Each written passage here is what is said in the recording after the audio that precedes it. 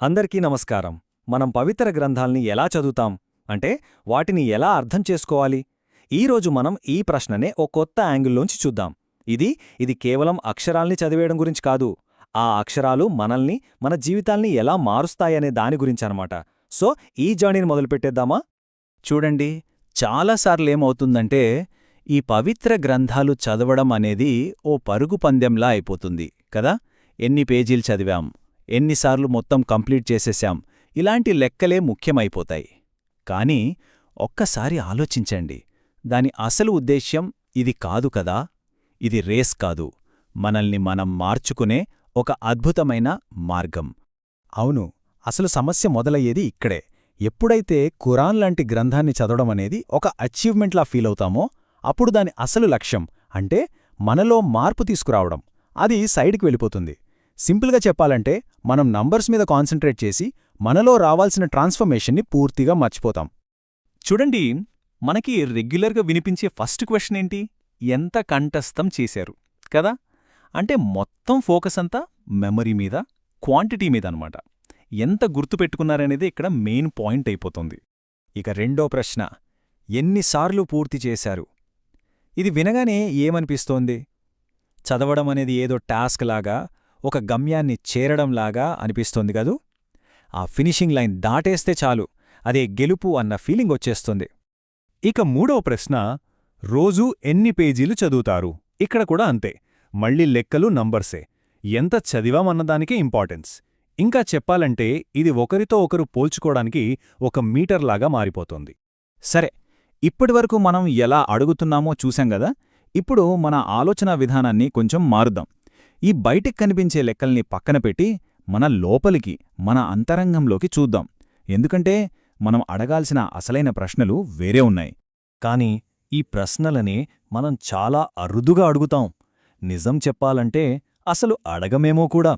చాలా ముఖ్యమైన ప్రశ్నలు మనల్ని ఇలా స్కిప్ చేసి వెళ్ళిపోతుంటాయి.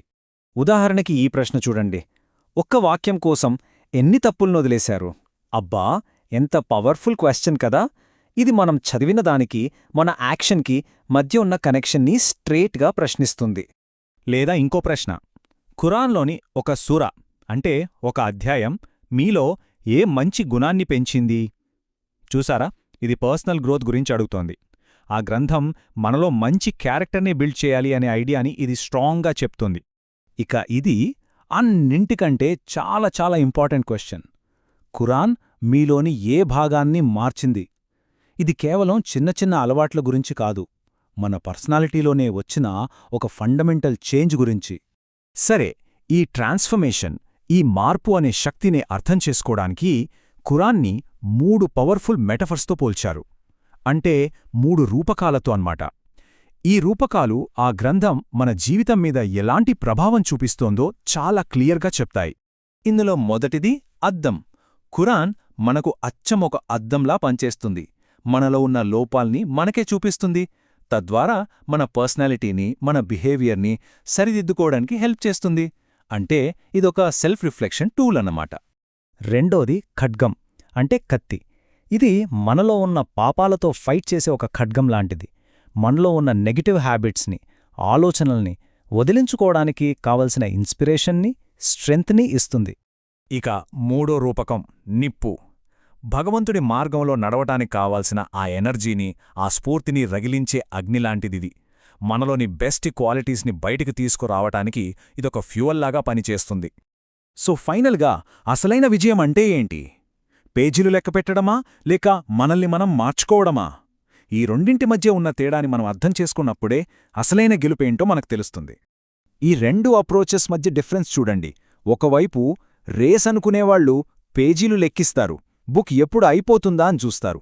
కాని మరోవైపు దీన్ని ఒక మార్గం అనుకునేవాళ్లు తమ క్యారెక్టర్ని మార్చుకుంటారు, లోపాల్ని సరిచేసుకుంటారు, ఆ మెసేజ్ని తమ జీవితంలోకి తీసుకుంటారు. ఎంత క్లియర్ డిఫరెన్స్ కదా. కాబట్టి మనం గుర్తుపెట్టుకోవాల్సిన మెయిన్ పాయింట్ ఇదే.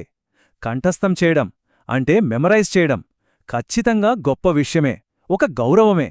కాని అందులోని మెసేజ్ని మన లైఫ్లోకి అప్లై చేసుకుని దాని ప్రకారం జీవించడమే అసలైన విజయం.